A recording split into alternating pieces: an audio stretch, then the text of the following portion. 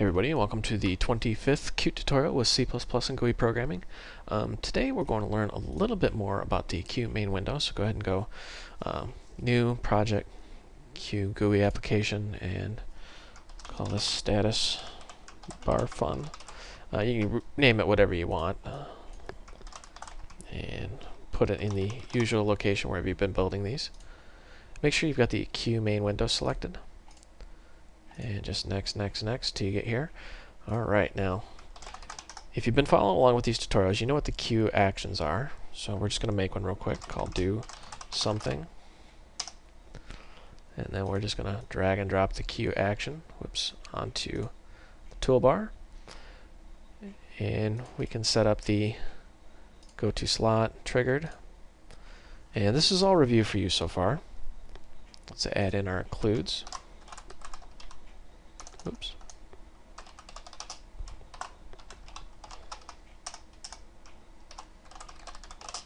We'll say Qt core. And as you know, when you click that action, it's going to trigger this block of code right here. Now what we're going to learn today is a little bit about the status bar. So let's say UI status bar. And you want to do show message. Now you'll notice show message has two parameters, or I should say two arguments, and one of them's optional.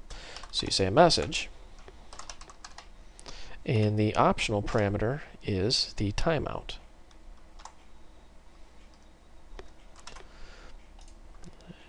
So let's fire this up, run it, see what happens.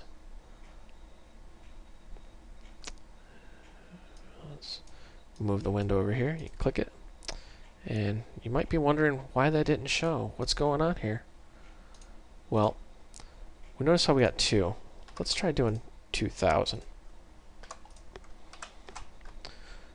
You might be going, holy smokes, Batman, 2000? Because it's in milliseconds. Notice how when you click it, 1,1000, 2,1000, and it goes away. Whenever you do the show message, it's in milliseconds. So if you sit here and go 1, that's 1 millisecond. It's going to paint and disappear so fast you'll never see it. Now if you omit that parameter and just run this,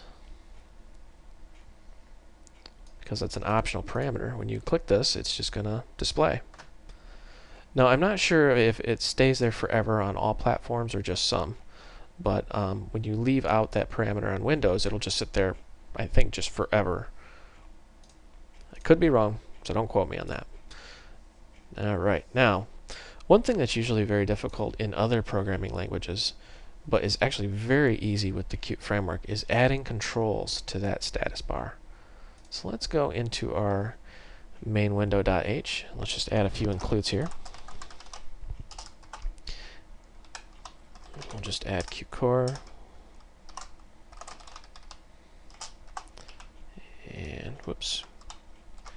Qt GUI. And let's say we want to add in a, we'll say Q label, and we want a pointer, so we'll say, call it stat label, and a Q progress bar.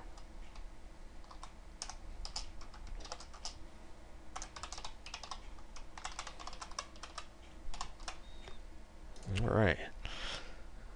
Now let's jump into our constructor code here.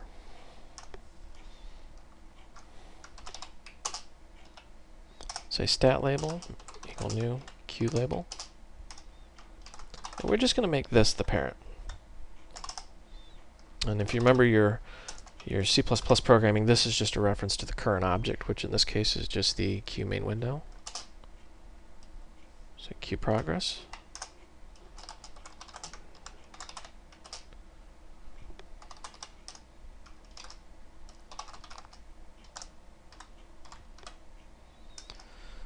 Alright, now, how do we get these into the status bar? It's actually very simple. You go UI, status bar, and we'll say add permanent widget. Now you notice there's an add widget and add permanent widget. What's the difference between these two? Well, an add widget will allow the show message function that we just used to overwrite it, where the add permanent widget makes it permanent. It can never be overwritten. Alright, so let's just add the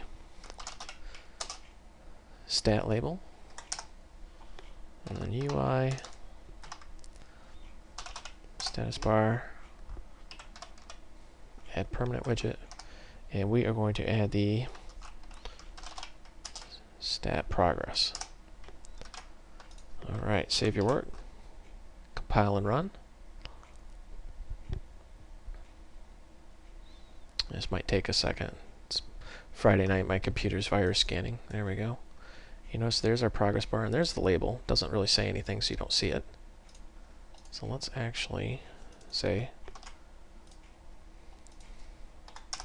stat label, set text, hello.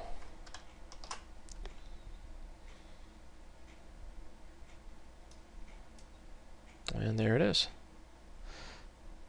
Now, how do you tell where these are going to be placed?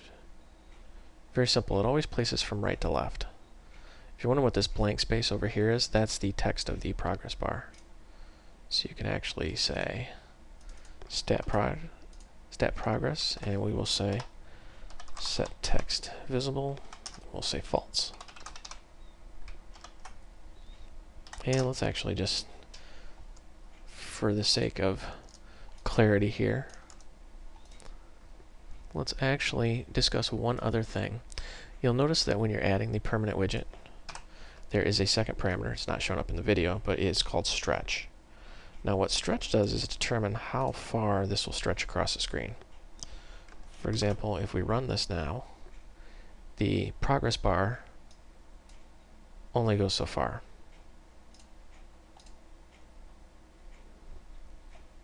But if we add in a 1 and run it, you notice how it takes up the whole bottom of the status bar now. And notice that when you click do something, the message isn't displayed because we've set these as permanent. And then you can just manipulate these the way you normally would. For example, you can say stat progress dot set value, and we'll just say 45 because I know that's just under half. Compile and run this. Now when you click it, there you go. So that in a nutshell is how you add things to the status bar. This is Brian. Thank you for watching. I hope you found this video educational and entertaining, and stay tuned.